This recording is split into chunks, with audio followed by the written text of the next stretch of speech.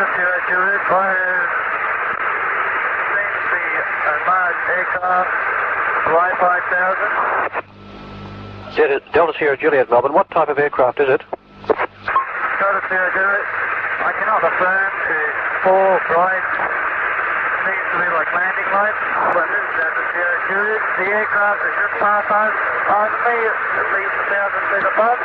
Delta Sierra Juliet, roger, and it is a large aircraft, confirm?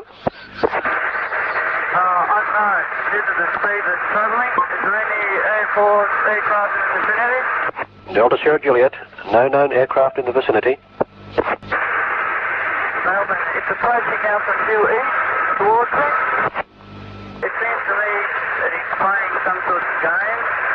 It's flying over me 2-3 times at a time at speeds I could not identify. The level is 4,500, 4500. Delta Sierra Juliet, and confirm you cannot identify the aircraft? Affirmative. Melbourne, Delta Sierra Juliet, it's not an aircraft. It is Delta Sierra Juliet, Melbourne, can you describe the aircraft?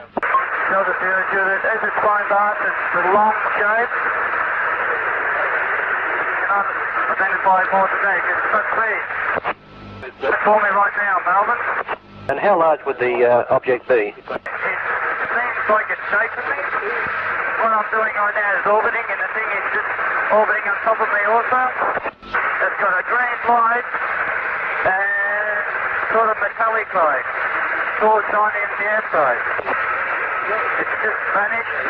Melbourne, would you know what kind of aircraft I've got? Is it a military aircraft? Delta Sierra Juliet, confirm the aircraft just vanished? Say again? Delta Sierra Juliet, is the aircraft still with you? Delta Sierra Juliet on north, south, approaching from the southwest. Melbourne, that strange aircraft is hovering on top of me again. It is hovering, and it's not an aircraft. Delta Sierra Juliet, Melbourne.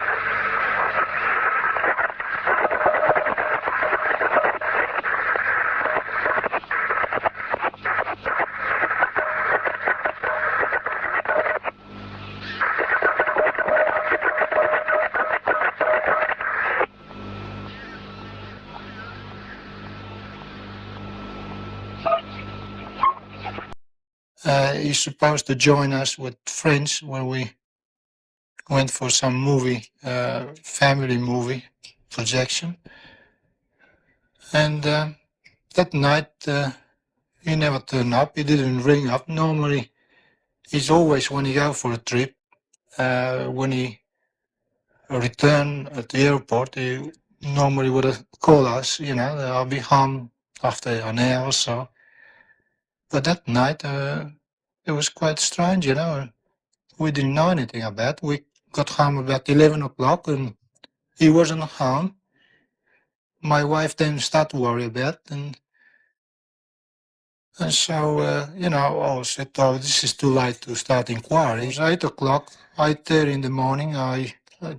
Nothing still happened and couldn't see any sign of him. And I was just about to get up and maybe get on the phone, where all of a sudden a couple of uniform blue legged walk in the front door. And at that time we realized immediately that something was wrong. After Frederick reported this UFO incident, I inclined to think that it could be some intelligent life in the outer space, despite all the officials are trying to suppress this.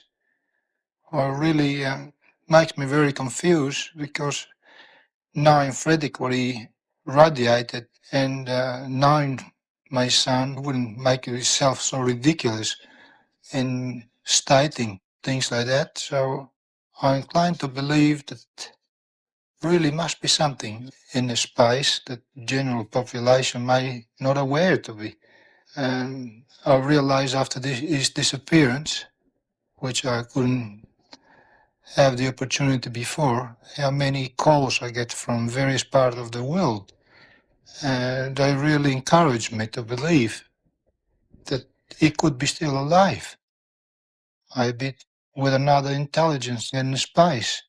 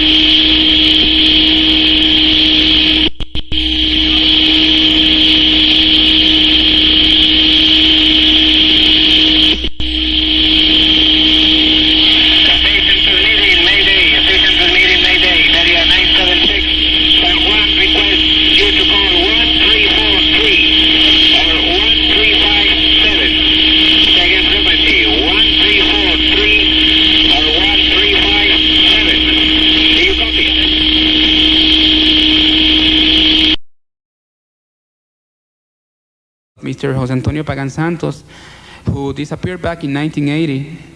In June 26, 1980, at 7 p.m., he was flying from the Dominican Republic to Puerto Rico. He went to the Dominican Republic that Friday. This happened on Saturday, with a friend of his from the town of Morovis, Luis Maldonado Torres, just to spend a couple of days there. But they got tired. They got, tired of being there, and they wanted to come back to the island of Puerto Rico. And he was the son of the Lieutenant Jose Pagan, the vice director of the Air Police Division of Puerto Rico. He was coming in this airplane when all of a sudden they began sending Maydays. Mayday, Mayday, we are lost. We have a very weird, big, strange object in front of us that has taken us off course. They describe it as luminous. It was harassing them. In order to avoid the collision with the object, they had to keep veering away to the northwest, getting away from the island more and more. They sent 3 Maydays. There was a jetliner coming out from the Dominican Republic, from Iberia, a jetliner from Spain. He was going from Santo Domingo to Madrid, Spain, and he could hear their pleas for help and their maydays. Apparently, for some reason unknown, they couldn't get in touch with the communication center of the FAA in San Juan International Airport, and the jetliners served as a relay between them in their communications and San Juan International Airport and the FAA offices. And you can hear that very well, very defined in the transmission. I have a source in the Federal Aviation Administration back in Puerto Rico who made me a copy of that recording they have on the Maydays he gave. Unfortunately, I believe I had brought with me, but apparently I left it at home. The thing is that they keep saying that this object is getting nearer and nearer, and all of a sudden they sound very alarmed, and suddenly everything stops. And the jetliners keep trying to get in contact with them, but nothing happened. They just disappear. There was a very big search made by his father and many other people in Haiti, in Santo Domingo, in Puerto Rico, the Navy, U.S. Navy, Dominican Navy, civilian pilots, military pilots, Coast Guard. Nothing was ever found. This happened in December 28, 1988 at 7:45 p.m. The people of the area of Cabo Rojo and Lajas, 2 towns to the southwest of the island, that night saw a very huge ball of blue light, as we see here in the drawing, that was flying over the Sierra Bermeja Mountains, a small ridge there where many of these incidents have been happening in Puerto Rico. And then this ball of light changed, and it changed to another color, to a huge ball of yellowish light, and the witnesses all could see that this was part of a triangular craft, very big in size, and this yellow light was underneath the object. It was a almost semicircular, something like a bulge or a ball of yellow light, very bright, and the 2 jet fighters were trying to intercept it, and in 3 different occasions made it veer away and change its trajectory, its direction. In the 3rd occasion, the object stopped in midair. One of the jet fighters seemed to, as if it was going to collide with the object by the back of it. And the people began screaming because they believed there was going to be a collision and an explosion and something terrible might happen.